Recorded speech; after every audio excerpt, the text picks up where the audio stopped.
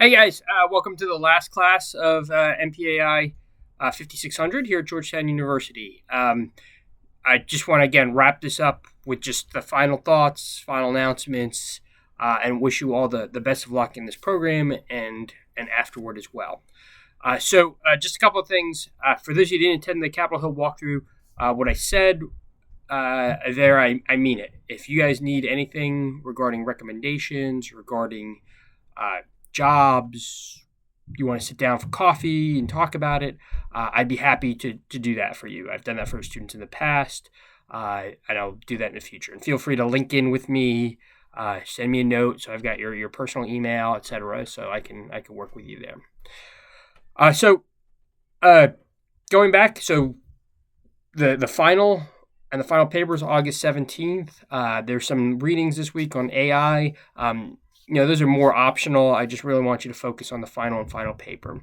So I just, as a quick reminder, the final paper, if you did the paper individually a couple weeks ago, you'll be doing it as a group presentation this week. If you did a group presentation a couple weeks ago, you'll be doing the final as an individual paper, or the final paper is that. The final exam, there's 2 questions, about 1,500 to 1,800 words total. The first question is worth 66%. The second question is worth 33%. You'll have a choice, and you can see it in the final as well. Both are due August 17th. There will be no extensions for this because I have to get the grades in so you guys can complete the semester. So just get those in again, August 17th, a week from today. So as we wrap up the course, again, I want to thank everyone for their cooperation and for their insights. And I just hope, again, you took away from this course that intelligence as a process, how we get from a requirement to a decision by a policymaker and all the things that need to happen in between. And I hope in the case studies you saw where we focused on the negative, so where failures occur, where that chain was broken, and how it led to poor consequences. So we talked about, again, the strategic layout of intelligence, going back in history, going back on some of those critical case studies. We talked about the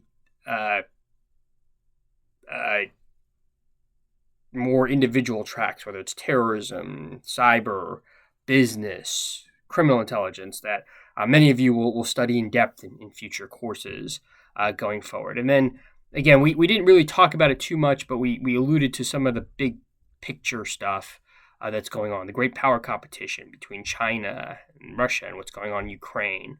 And that'll be more focused on some of the future classes that you take. So I'm hoping that you've taken those lessons, those historical lessons, and you've applied them to what we might see in the future. And again, right now, the core du jour is China.